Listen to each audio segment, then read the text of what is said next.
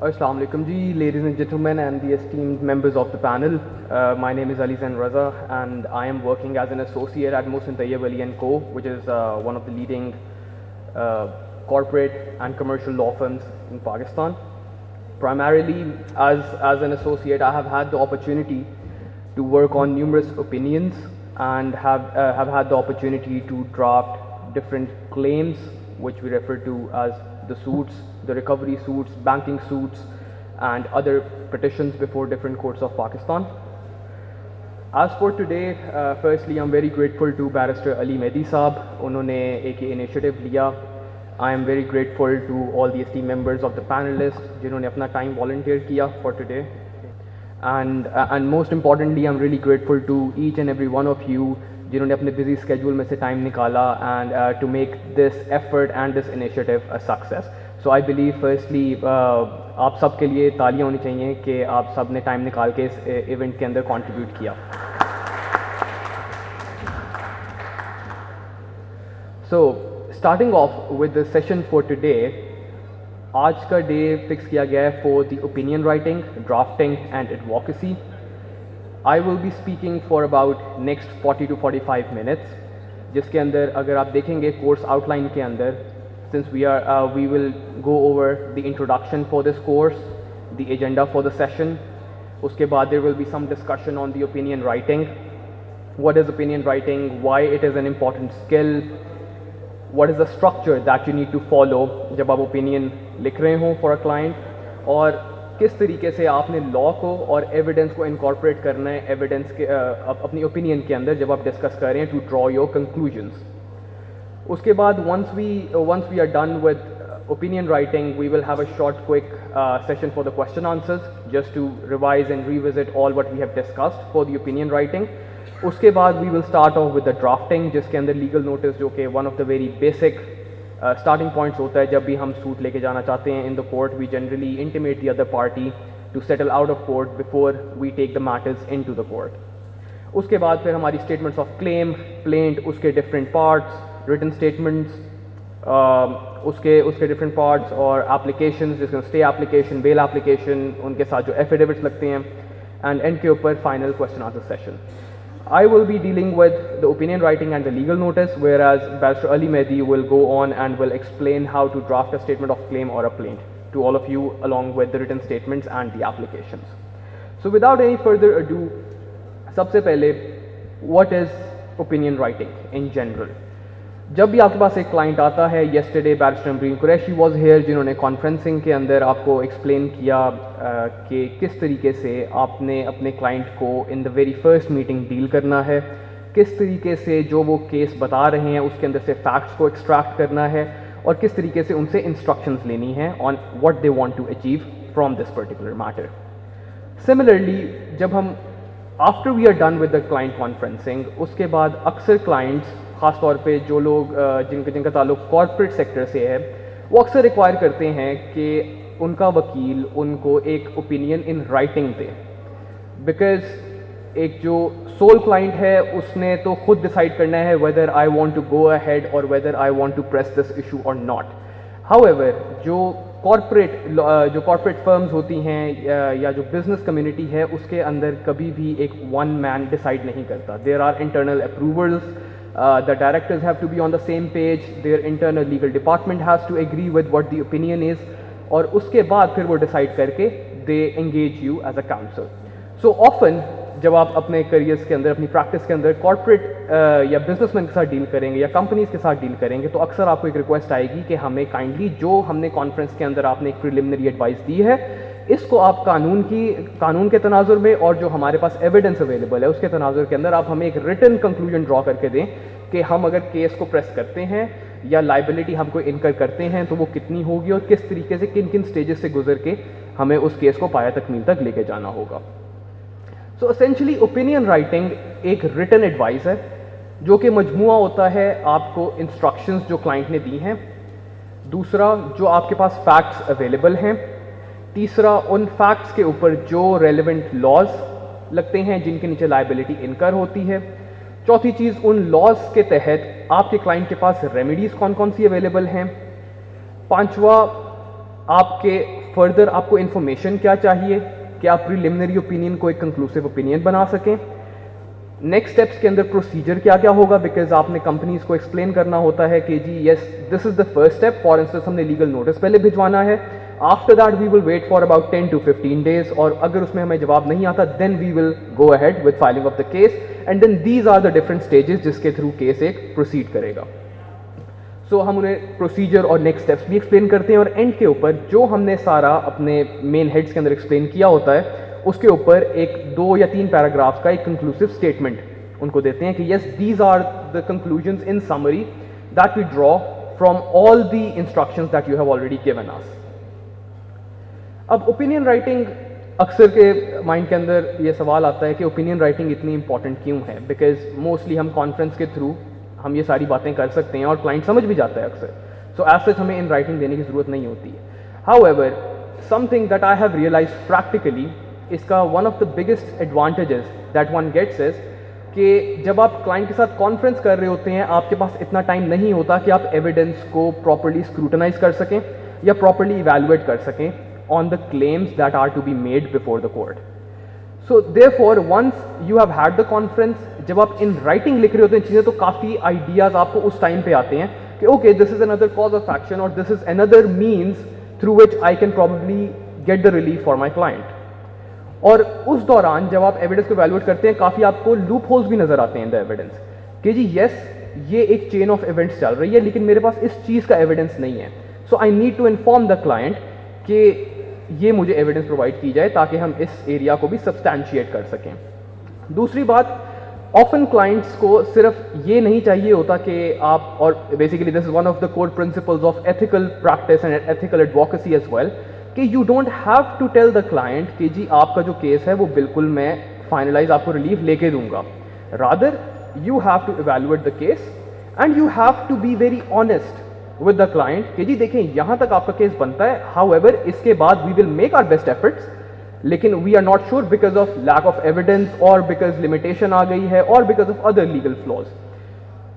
सो जब भी आप एक ओपिनियन लिखते हैं उसके अंदर एक इंपॉर्टेंट बिट जो डिस्कस करनी होती है वो ये होता है कि जो क्लाइंट आपसे आपका चाह रहा है उसकी फिजिबिलिटी क्या है, क्या अगर वो उस एरिया को प्रेस करे या उस क्लेम को प्रेस करे, what are the chances of his success, और what are the possible implications जो कि शायद ओपोजिंग काउंसिल रेस करेगा on the evidence that is available with you. So client को आपने एक ब्लैक एंड व्हाइट ओपिनियन देनी होती है कि जी देखें this is the reality of the case that you are going to do, so that your client has a fair idea कि उसका क्लेम एक स्ट्रांग है या नहीं है। Now coming towards the structure of the opinion. So structure of the opinion, अगर आप जो हैंड आउट आपको दिया गया है अगर आप उसके मुलाहिजा फरमाएं,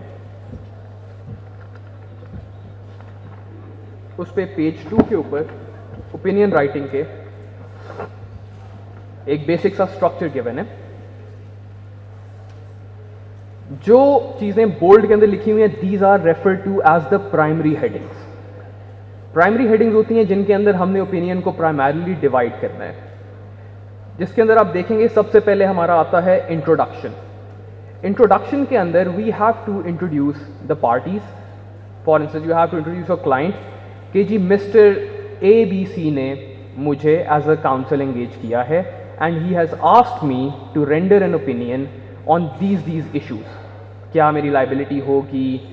क्या चीज़ें मैंने एक्सप्लेन करनी है, and further you also go ahead and tell them कि these are the things that I will not be touching on because I was not instructed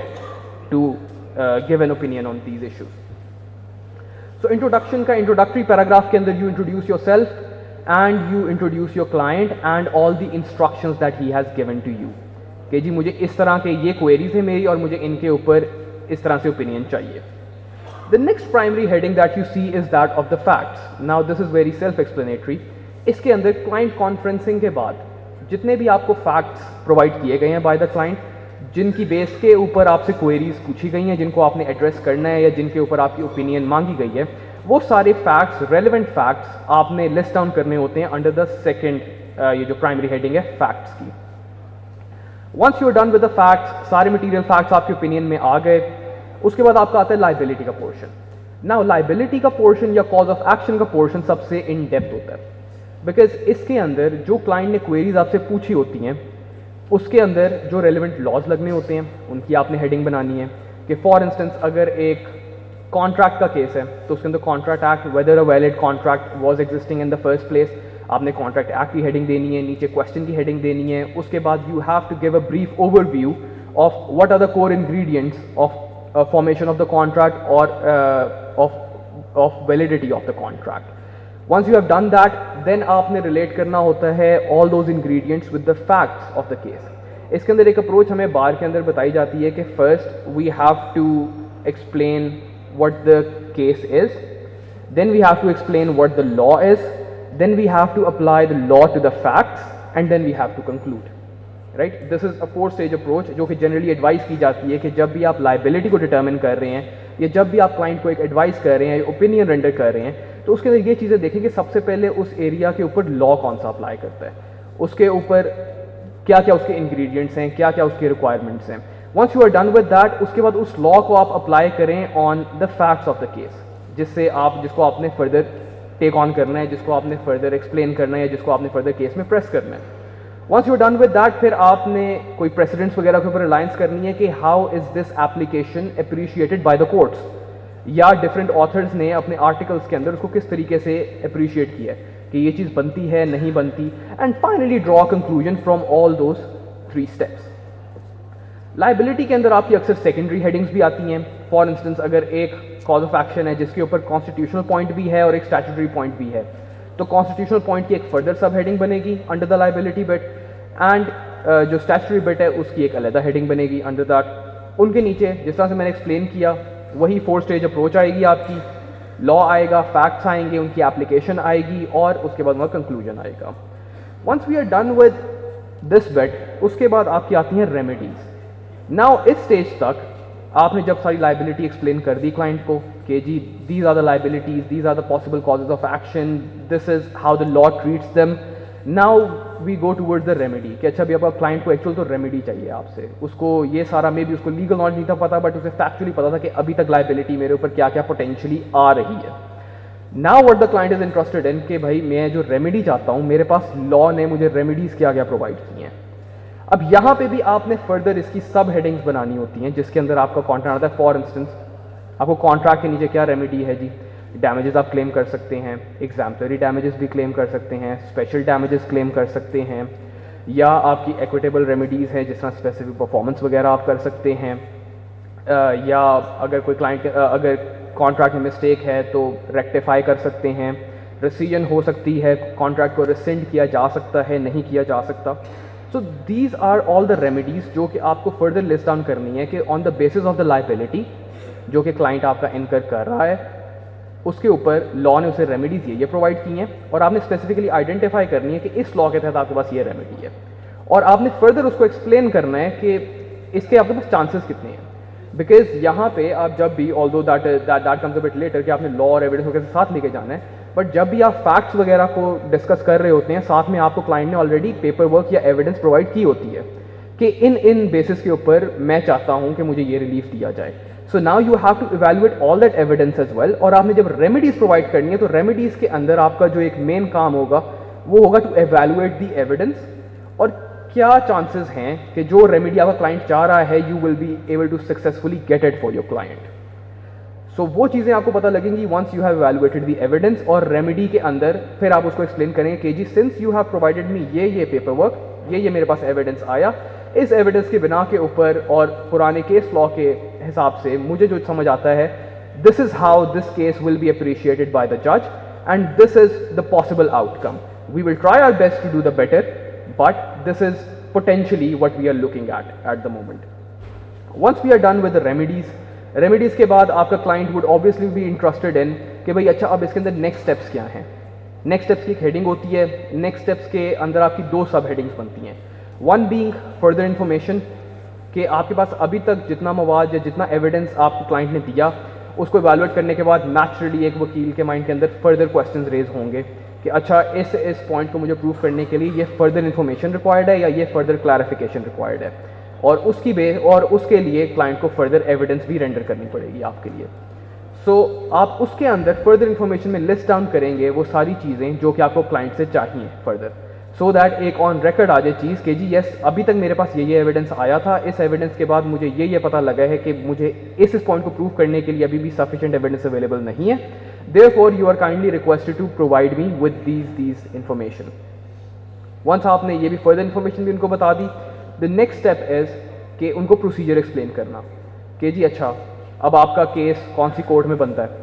lower court में जाना है या रिट पिटिशन फाइल करनी है तो हाई कोर्ट में जाना है, अगर बेल फाइल करनी है तो प्रोटेक्टिव बेल है ऊपर हाई कोर्ट के अंदर फाइल होगी, या अगर पोस्ट अरेस्ट बेल है तो नीचे फाइल होगी, because you see the client is a lay man, client को नहीं आइडिया किधर होना है। So therefore in order to make client more familiar to the proceedings and to his own case and to give a positive impression onto him कि जी I want to keep my client well versed with whatever is going to happen,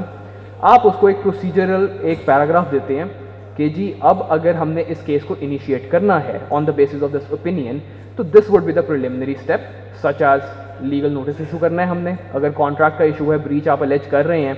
आप एक settle करना चाहते हैं before the matter goes into the court, आप एक legal notice भिजवाते हैं, आप लीगल नोटिस के अंदर लिख देते हैं सारे विच पर्टिकुलर डैमेजेस, तो आपने वो बताना है कि जी as a very first step we will start with a legal notice, हम इतना टाइम उनको देंगे, अगर वो इतने टाइम के अंदर हमें नहीं रिस्पॉन्ड करते positively, in that case we will move to the court and we will file so and so suit against them. उसके अंदर इस तरीके से टाइमलाइंस होती हैं, सूट के अंदर प्रोसीजर होता है, हम सूट फाइल करेंगे, उनको नोटिस इशू होंगे, they will come, they will file a written statement, अगर एप्लीकेशन है तो एप्लीकेशन का रिप्लाई भी देंगे साथ में, फिर ऑब्वियसली बहस होगी, इश्यूज फ्रेम होंगे, इश्यूज पे एविडेंस लीड होगी एंड देन इवेंचुअली आपका फाइनल आर्ग्यूमेंट्स के बाद कोर्ट डिसाइड करेगी किस तरह से किन टर्म्स के अंदर इसको डिक्री करना है। अगर हाई कोर्ट के अंदर है तो हाई कोर्ट के अंदर ऑब्वियसली अगर हम कॉन्स्टिट्यूशनल पिटिशन फाइल करेंगे अंडर 199 तो उसके ऊपर नोटिस होंगे, नोटिस के बाद रिप्लाईज आएंगे from all the concern respondents और उसके बाद कोर्ट सुनेगी दोनों साइड्स को और उसके बाद एक अपनी रिट इशू करेगी कि जिसके फेवर के अंदर जाना है। सो इसका सबसे ज़्यादा फायदा ये होता है कि क्लाइंट ऑलरेडी फेमिलियर होता है विद द प्रोसीजर, क्योंकि अक्सर आपने नोट किया होगा in your practice as well कि क्लाइंट को अक्सर आइडिया नहीं होता और क्लाइंट अक्सर आपको बिफोर द कोर्ट हियरिंग ये पूछ रहा होता है कि जी आज क्या होना है। सो अगर आप उसे केस शुरू होने से पहले ही सारा प्रोसीजर समझा देंगे कि जी ये चीज़ इस तरीके से सारी चलनी है और इतनी टाइमलाइन इसको लगनी है, the client would be better of, the client would be well versed with the entire procedure, और वो आप उसको एक वर्ड बता देंगे कि जी आज फॉर इंस्टेंस आज एविडेंस रिकॉर्ड होनी है, तो वो आपकी जब ओपिनियन पढ़ेगा उसको पता होगा अच्छा एविडेंस के अंदर क्या क्या चीज़ रिकॉर्ड होनी होती है, सो वो ऑलरेडी वो आपको तंग नहीं करेगा in that. So this is also one of the tactic जिसके अंदर आप टाइम भी सेव कर सकते हैं एंड क्लाइंट डीलिंग के अंदर। once we are done with all these procedural bits, the next bit is the conclusion. Conclusion जब आपने ड्रॉ करने हैं, conclusion ड्रॉ करने के लिए one of the most important bit is कि you need to be very well versed with the entire opinion that you have written. You need to know your opinion inside out कि इसके अंदर मैंने इन points के ऊपर raise किया है issue, इन points के ऊपर मुझे फर्दर इन्फॉर्मेशन रिक्वायर्ड है, इन पॉइंट्स के ऊपर मेरी ओपिनियन क्लाइंट के लिए ये है। Because once you come to the concluding bit, तो कंक्लूजन के अंदर आपने सिर्फ फाइनल कंक्लूजन्स ड्रॉ करने हैं फ्रॉम ऑल दी ओपिनियन। अगर आपने 10 पेज की ओपिनियन लिखी है तो आपने उसको 2 पैराग्राफ्स के अंदर कंक्लूड करना है कि जी on the basis of all the facts जो मुझे प्रोवाइड किए गए and the evaluation of the evidence, मुझे ये नज़र आता है कि हमारा जो ये इश्यूज़ हैं या ये जो कॉज ऑफ एक्शन हैं या ये क्लेम्स हैं, ये सारे they are very well made before the court और इसके अंदर we expect a favourable response. However जहाँ तक बात रही इन क्लेम्स की, इसके ऊपर वी नीड फर्दर एविडेंस या further information from the client to evaluate के whether we will succeed in this or not. Once we have concluded it, just give it a review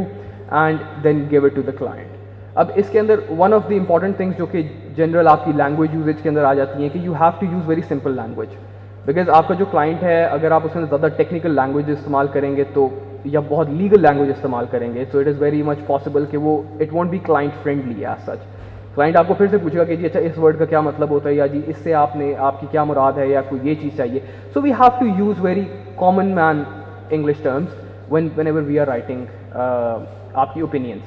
further more I was working with an English high court जज when I was doing my bar, तो उसके अंदर वहाँ पे मुझे बड़ी एक इत्तेफाक हुआ ये चीज़ समझने का कि they have a lay man या common man readability scores as well, कि जब वहाँ की कोर्ट्स आप जजमेंट्स पास करती हैं तो उनको इवैल्यूएट किया जाता है कि एक आम बंदा इस जजमेंट को कितनी हद तक पढ़ सकता है। आउट ऑफ 100 उसको रेट किया जाता है फ्रॉम डिफरेंट एजेंसीज, कि अगर एक आम बंदा इस जजमेंट को पढ़े तो क्या वो समझ पाएगा कि इस केस के अंदर क्या हो रहा है और what is the law of the land. Because obviously England के अंदर it is quite difficult and quite expensive to afford lawyer, so therefore उनकी कोशिश होती है कि वो लिटिगेंट इन पर्सन्स भी आएँ, तो उसके हिसाब से फिर जजेस की कोशिश होती है कि वो जो जजमेंट्स रेंडर करें वो क्लाइंट फ्रेंडली हों या वो लेमैन फ्रेंडली हों। सो one of the very basic things is कि आपने सिंपल लैंग्वेज के अंदर लिखनी होती है, आपने कॉन्ट्रैक्शंस यूज़ नहीं करनी, उसको एक फॉर्मल लेवल के ऊपर लिखना है। It should be very well categorised, कि जब वो क्लाइंट उसको पढ़े ना तो उसको ये समझ आ रहा हो कि एक स्ट्रक्चर फॉलो हो रहा है। जिस तरीके से भी मैंने स्ट्रक्चर एक्सप्लेन किया कि आपकी प्राइमरी हेडिंग्स हैं और फिर सेकेंडरी हेडिंग्स हैं और फिर आपकी टर्शरी हेडिंग्स आती हैं, जिसके अंदर आपकी मेन प्राइमरी हेडिंग्स में आपकी वही introduction, facts, liability, remedies, next steps और कंक्लूजन। टर्शरी हेडिंग्स आपकी लाइबिलिटी के नीचे आती हैं, जिसके अंदर आपने डिफरेंट लॉज की बात करनी होती है। लॉज के अंदर अगर पर्टिकुलर कोई स्टैट्यूटरी प्रोविजन है उसके ऊपर भी एक्सप्लेन किया जा सकता है। और इसी तरीके से फिर आपका रेमेडीज़ के नीचे भी स्टैट्यूटरी डिवीजन होती है कि किस किस लॉ के तहत हमारे पास क्या क्या रेमेडी अवेलेबल है।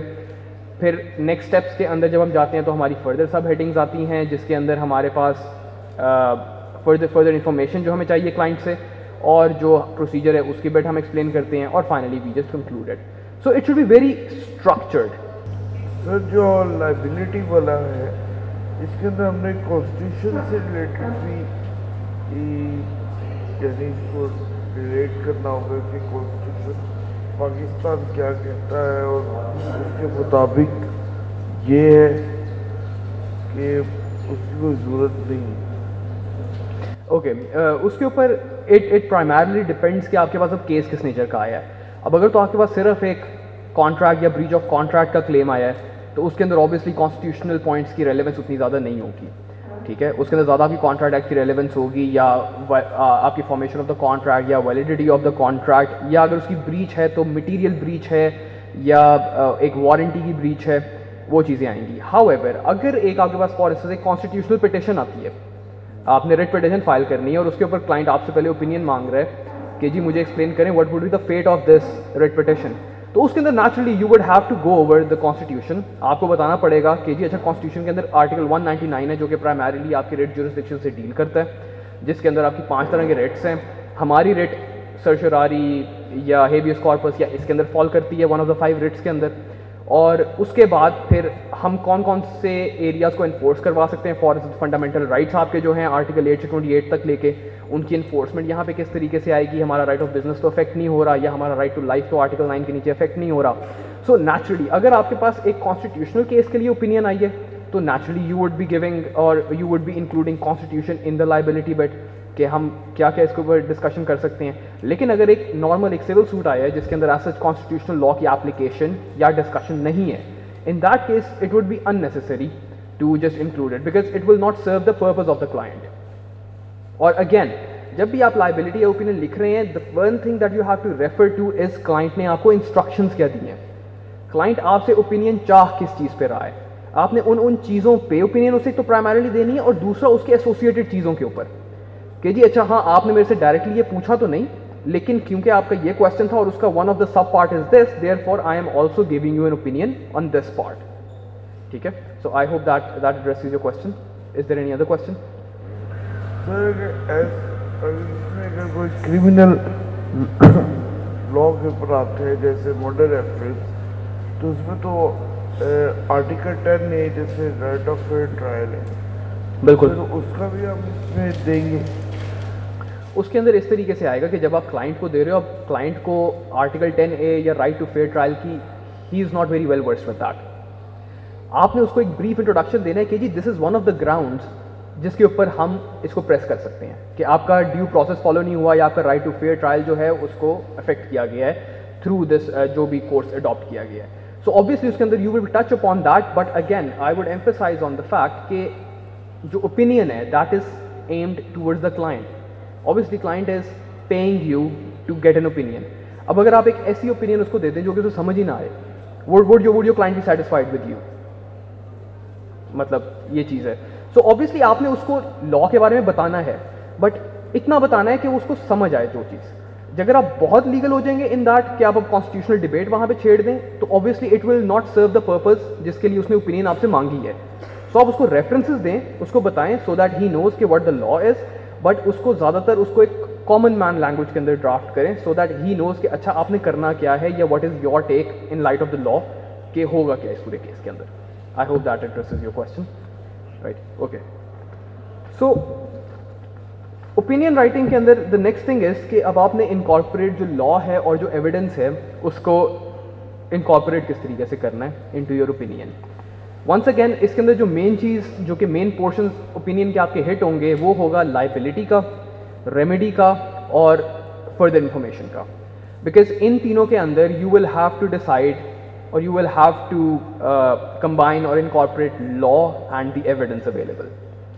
जब आप लाइबिलिटी की बात कर रहे हैं तो लाइबिलिटी के अंदर अगर हम कह रहे हैं कि जी हमें स्पेसिफिक परफॉर्मेंस का दावा करना है, तो उसके अंदर ऑब्वियसली हमें चाहिए होगा कि जी अच्छा कोई एग्रीमेंट टू सेल हुआ था पहले आपस के अंदर, एग्रीमेंट टू सेल हुआ तो उसके अगेंस्ट कोई कंसिडरेशन पे की गई थी, उसकी टर्म्स क्या थी, ये सारी चीज़ें। अब आप सबसे पहले देखेंगे अच्छा remedy of specific performance available कब कब होती है आपके पास। उसके अंदर आप जब केस लॉज रिसर्च करेंगे या जब आर्टिकल्स पढ़ेंगे तो आपको आइडिया होगा कि अच्छा इसके अंदर ये इंग्रेडिएंट्स हैं जो जो हमें प्रूव करने हैं if we want to succeed at getting a relief under specific of specific performance। उसके बाद आप देखेंगे जो क्लाइंट ने आपको सारा चीज़ें प्रोवाइड की हैं कि जी अच्छा मैं एग्रीमेंट टू सेल से मैं ये इन्फर कर सकता हूँ या ये इतना प्रूफ है मेरे पास कि जी हमारा एक आपस में एग्रीमेंट था, एक अंडरस्टैंडिंग थी which was reduced into writing. अब जब it has been reduced into writing उसके बाद जी क्या मैंने इसको वैलिड कॉन्ट्रैक्ट बनाने के लिए कोई कंसिडरेशन पे की, इसके तहत क्या हमारे पेमेंट के टर्म्स क्या थे। अब वो अगर चेक के थ्रू पेमेंट है तो obviously that is cogent evidence के जी पेमेंट्स हुई हुई हैं। अगर कैश के ऊपर है तो फिर obviously we will have to show के जी अच्छा अब हमने अगर बैंक से विड्रॉ करके पे किया है तो हमारे पास कोई इस तरह का आए कि जी हमने बैंक से विड्रॉ किया और उनको पेमेंट की, या हमने कोई रिटर्न एक्नॉलेजमेंट ली हो फ्रॉम दी अदर पार्टी के जी मैंने आपको फलां तारीख को इतना इतना पेमेंट कर दिया। So we will have to evaluate that. तो लॉ और एविडेंस को जब हम इनकॉर्पोरेट करेंगे इनटू एविडेंस, सबसे पहले हमें आएगा लाइबिलिटी के अंदर ये हेल्प करेगी, क्योंकि लाइबिलिटी डिटर्मिन करने के लिए हमारे पास लॉ तो सारा अवेलेबल है लेकिन एविडेंस वो एक वाहिद चीज़ है जिसने बताना है कि कितनी लाइबिलिटी हमारी बनती है या कितना क्लेम हमारा बनता है। सो एक तो हम लाइबिलिटी के पोर्शन के अंदर ये सारी डिस्कशन करेंगे कि हमारे पास क्या क्या एविडेंस अवेलेबल है और लॉ के तहत इसको किस तरीके से अप्रिशिएट किया जाएगा बाय द कोर्ट। अगली चीज़ जब हम रेमेडीज सीख कर रहे हैं फ्रॉम द कोर्ट, अगली चीज़ वहाँ पे हमें एविडेंस हेल्प करेगी कि जी हमारी एविडेंस हमें इस हद तक रेमेडी दिलवा सकती है। अगर हमें इस फर्दर रेमेडी चाहिए तो हमें ये फर्दर इंफॉर्मेशन चाहिए जिसके बाद we will be able to succeed at getting the remedy that the client wants. Lastly उसके अंदर जो हमारा नेक्स्ट स्टेप्स आते हैं या फर्दर इंफॉर्मेशन आता है उसके अंदर आपने उसे बताना होता है कि जी ये एविडेंस है जो कि मुझे आपने प्रोवाइड करनी है अगर मैंने ये प्लीज़ या ये क्लेम को फर्दर लेके जाना है। तो अभी मैं प्रीलिमिनरी एजम्पशन की बेस के ऊपर आपको ओपिनियन दे रहा हूँ कि अगर हमारे पास ये एविडेंस अवेलेबल है तो ये आउटकम होगा, अगर ये एविडेंस नहीं है तो फिर ये आउटकम होगा। लेकिन फर्दर इन्फॉर्मेशन मुझे आपसे चाहिए टू ड्रॉ कंक्लूसिव रिमार्क्स और to write a proper opinion on these bits कि हम कितने हद तक सक्सीड करेंगे in getting this relief. So this was pretty much what an opinion writing essentially is. Client जब पढ़ रहा हो तो उसको भी बैकग्राउंड पता हो कि मैंने क्या क्या बातें बताई हुई हैं अपने वकील को, जिसकी बेस के ऊपर उसने ये पूरी ओपिनियन मुझे रेंडर करनी है, कौन कौन सी बातें मुझे और फर्दर जो बतानी है वो ऑब्वियसली एंड के अंदर लिखी होंगी। सो देयरफॉर हम इस फैक्ट्स वाली हेडिंग के नीचे अभी डिस्टिंक्शन ड्रॉ नहीं करेंगे कि लीगल फैक्ट्स या लीगल क्वेश्चंस क्या हैं और फैक्चुअल क्वेश्चंस क्या हैं। वो हम डिस्टिंक्शन ड्रॉ करेंगे अंडर द लायबिलिटी बेट कि लीगली स्पीकिंग हमारे ये बन रहे हैं, फैक्चुअली स्पीकिंग ये बन रहे हैं। फैक्ट्स के अंदर सिर्फ हमने वही फैक्ट्स लिखने हैं जो क्लाइंट ने हमें कम्युनिकेट किए हैं या जो एविडेंस उसने हमें अभी तक पहुंचाई है हमारे पास या जिसको हमने इवैल्यूएट किया है। इसके अलावा और इसके अंदर हम डिस्टिंक्शन नहीं ड्रॉ करेंगे। आई hope that helps, that answers your question. Any other questions on the opinion writing bit?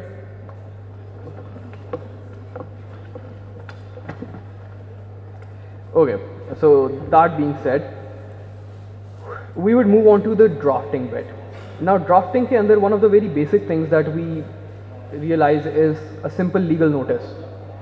आज तक आप में से कितनों ने एक लीगल नोटिस, एक very basic legal notice draft कर चुके हुए हैं already? Okay, if anybody would just like to share कि अच्छा एक लीगल नोटिस होता क्या है, so that we just take it from there. Yes please.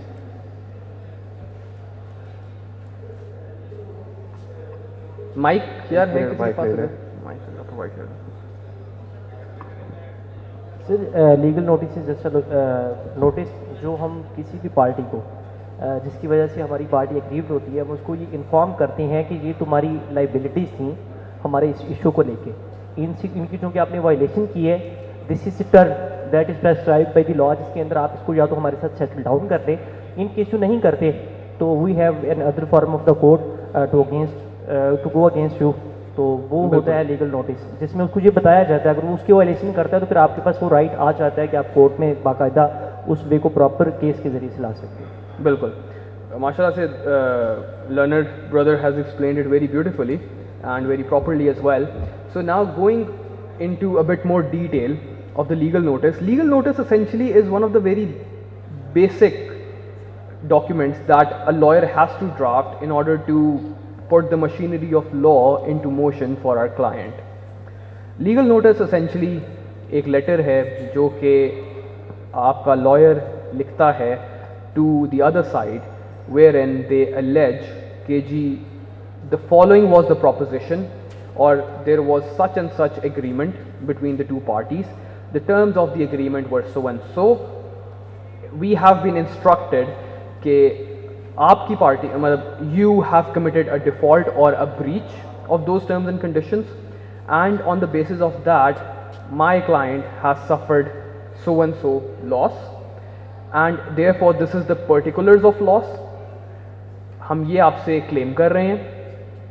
One thing is we can settle it out of court, you agree to whatever we are demanding in this legal notice, and we never press the case before the court of law. Otherwise, if you fail to respond to us in this time duration, we have clear instructions from our client to initiate legal action against you. अब इसके अंदर अक्सर एक जो चीज़ मैंने note की है, काफ़ी थ्रेटनिंग लीगल नोटिस बन जाते हैं एट टाइम्स. ठीक है, अक्सर ये प्रैक्टिस होती है यहाँ पे कि हम काफ़ी कुछ अलेज कर देते हैं जो कि अक्सर हुआ भी नहीं होता. ठीक है, जो कि सिर्फ एक डराने के लिए या धमकाने के लिए एक उसका एज टूल इस्तेमाल किया जाता है कि ऐसी इबारत लिखी जाए कि जी अगला बंदा या अगली पार्टी पढ़ के एक दफ़ा बेहोश हो जाए कि जी अच्छा ये इतना कुछ हो गया मसला और पता नहीं I am in deep trouble. इसके ऊपर it raises quite important ethical concerns as well.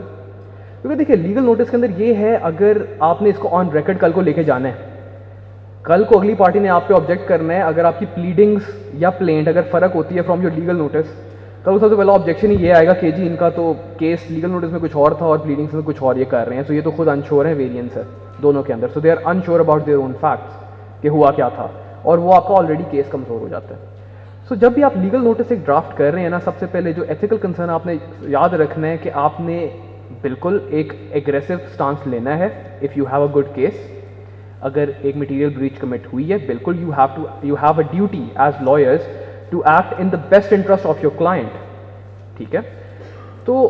आपने नेचुरली एक एग्रेसिव स्टांस लेना है टू डिफेंड और to serve the best interest of the client. However उसको इतना नहीं बढ़ा देना कि कल को बात आपके ऊपर आ जाए कि अब आपके पास एविडेंस ही नहीं है उन सारी बातों को प्रूव भी करने की. सो आपने सारा होमवर्क करना है, आपने एक लीगल नोटिस तैयार करना है which would serve as a basis for your claim या प्लेंट. कल को जब आप ड्राफ्ट कर रहे हो तो वही सारी इन्फॉर्मेशन जो आपने लीगल नोटिस में लिखी हुई है वो सारी आप एज इट इज़, मतलब with certain modification and some compliance with the formalities, आप उनको रिप्रोड्यूस कर सको in your plaint, so that आपका लीगल नोटिस और आपकी प्लेंट बिल्कुल in line with one another हो कि जी डे वन से हमारा यही केस है और हमारे ये डैमेजेस बनते हैं. आफ्टर दैट आपने उनको बताना है, आपने एक इंग्रेडिएंट को जस्टिफाई करना है. हमारे यहाँ पे क्या करते हैं कि जी हमें बस बताया गया कि जी आपने ये ब्रीच कमिट की है, सो जी देयरफॉर आपने इतने हमें डैमेजेस पे करने हैं. भाई अब अगर मैं एक दूसरी साइड के ऊपर आई am in receipt of a legal notice, और अगर आप मुझे एक्सप्लेन नहीं कर रहे कि भाई मैंने ब्रीच कमिट कैसे की है, why would I be even incline to settle with you. So one of the strategies in writing the legal notice कि आप उसको केस बताते हो कि भाई ये हमारा एग्रीमेंट था, इस एग्रीमेंट की ये टर्म्स एंड कंडीशंस थी, इस तरीके से ये एग्रीमेंट परफॉर्म होना था, आपने क्योंकि ये काम किया है which falls as a material breach of the agreement, as a result हमने ये सफ़र किया डैमेज, सो दैट उस बंदे को पता हो कि उसने ब्रीच क्या किया है जिसकी वजह से आपको डैमेज कॉज हो रहा है, ताकि कल को उसे भी पता हो कि अच्छा यार हाँ अगर मैंने की है ब्रीच तो मैंने कितनी मटीरियल की है, और वो एक इंक्लाइनिंग या एक मोटिवेटिंग फैक्टर होगा to settle out of court. आप उसको एज अ प्रेशर टैक्टिक भी कर सकते हैं।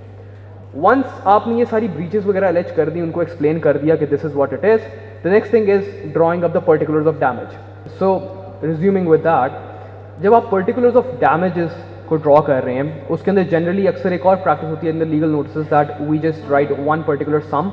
Without explaining what it is being charged for, क्यों हम वो डैमेजेस क्लेम कर रहे हैं, किस तरीके से कर रहे हैं। So the best practice that I believe is कि आपने एक पर्टिकुलर्स बनाने हैं कि जी फ़लाँ हेड के नीचे इतना डैमेज हुआ है, फ़लाँ के नीचे इतना हुआ है, और उनको कीप इट रियलिस्टिक। कहते हैं अगली पार्ट ने सेटल भी करना है। अब at times I was handling one of the consumer complaints, तो उसके अंदर एक लीगल नोटिस हमें रिसीव हुआ from one of our learned members of the community, और जब कंपनी को वो रिसीव हुआ तो उसके अंदर the product itself was about what 7,000 rupees का। It was a shoe, a pair of shoes, और उसके ऊपर जो डैमेज उन्होंने क्लेम किए हुए they are 10 million, right. I mean you see this doesn't add up. ये एक एथिकल प्रैक्टिस नहीं आती, और neither are they furthering the best interest of the client. आप इतना सम मांग रहे हो जो कि कभी दूसरी पार्टी कहेगी भाई ठीक है, आपको तो फिर केस ही नहीं बनता, हम सेटल क्यों करें इसके ऊपर, right. So you have to make sure that आपकी जो फिगर्स भी हैं जो आप डिमांड कर रहे हो रिलीफ या जो आप सेटलमेंट, तो it should be a settlement. Because देखें सेटलमेंट के अंदर ये नहीं होता कि मैंने आज एक बात की मुझे 100% उसका मिलेगा। Obviously I propose a settlement, उसके ऊपर नेगोशिएशन होगी या मीडिएशन होगी। वंस नेगोशिएशन के बाद कुछ टर्म्स ऑफ रेफरेंस बनेंगे, और उसके अंदर फिर कुछ मुझे गिव इन करना पड़ेगा टू गेट समथिंग, कुछ दूसरी पार्टी को गिव इन करना पड़ेगा to get something out of it. So make sure कि legal notice serves a purpose rather than just being another piece of document, ठीक है, फॉर द क्लाइंट, जो कि बस उसने भेजना है और उसका कभी जवाब नहीं आना। ट्राई टू मेक यूज़ के वैसे ही हमारे कोर्ट्स के ऊपर ऑलरेडी इतनी बर्डन है, सो इट्स बेटर कि अगर कोशिश की जाए एक रियलिस्टिक लीगल नोटिस भेजे जाएँ कि आउट ऑफ कोर्ट सेटलमेंट के अंदर बात खत्म हो जाए, ना कि both the clients are they actually end up suffering in the courts for years to come, right? So that is something. और उसके बाद एंड के अंदर obviously we will write कि these are the instructions, आपके पास इतना टाइम है और रीजनेबल टाइम दें। फॉर इंस्टेंस अगर एक बहुत छोटा सा क्लेम है जिसके ऊपर इतना ज़्यादा को पढ़ने समझने की ज़रूरत नहीं है, आप हफ्ते का टाइम दे दें कि जी हफ्ते के अंदर रिप्लाई करें। लेकिन अब अगर एक शेयर होल्डिंग ट्रांसफ़र एग्रीमेंट है या कंपनीज की रीस्ट्रक्चरिंग का इशू है, तो उसके ऊपर अगर आप हफ्ता देंगे तो obviously the other party can not get back to you in that time. तो आपको रीजनेबल टाइम देने की, चलिए 3 हफ्ते आप रखें, 3 हफ्ते में आप एसेटेन कर लें फैक्ट सारे क्या है सिचुएशन के, and after that get back to us within 21 days from now, और get back to us within 1 month's time from now. So इस तरीके से। अच्छा हाँ, एक और बात जो एक इंपॉर्टेंट आती है, अक्सर हम लिखते हैं ऑन द लीगल नोटिस के without prejudice. Can anybody explain from you guys कि what does that mean, why is it relevant, or why do we really use it, or is it just a practice? Anybody? Yes please.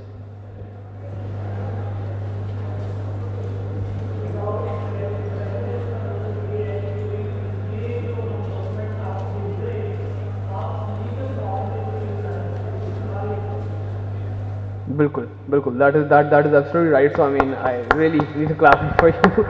okay, because more often than not I have come across some people who were just using it as just a practice for that matter, whereas without prejudice अगर आप privilege invoke करते हैं, ये एक privilege है जो कि दोनों parties invoke करती हैं, जो कि इंग्लैंड वगैरह के अंदर यूजुअली इसकी जो प्रैक्टिस है वो ये होती है कि जब दो पार्टीज आपस में सेटल कर रही हैं तो obviously during the course of negotiation parties कुछ ना कुछ कंसेशन देती हैं एक दूसरे को। सो वो सारा कम्युनिकेशन विदाउट प्रेजुडिस प्रिविलेज में कवर्ड होता है कि कल को इन कंसेशंस को अगेंस्ट दिस पार्टी ना इस्तेमाल किया जा सके। Whereas for the legal notice, और खासतौर पर एक स्टैट्यूटरी नोटिस भी जिस तरह होते हैं आपके कंज्यूमर कंप्लेंट्स के अंदर, कंज्यूमर केसेस के अंदर आपने सेक्शन 28 का देना होता है, उसके ऊपर भी अक्सर विदाउट प्रेजुडिस लिखा होता है, whereas that is a statutory requirement. अगर कल को आप उसे लीगल फॉर्म पे प्रोड्यूस नहीं कर सकते, then have you even complied with the legal requirement of section 28 of the Consumer Protection Act, right? So obviously we have to be very careful about what we write in the legal notice, because those or that ingredient or that information serves the very basis of what our claim is going to be once we knock the door of the court tomorrow, right? So this was pretty much on the opinion writing bit and the legal drafting bit of the legal notice.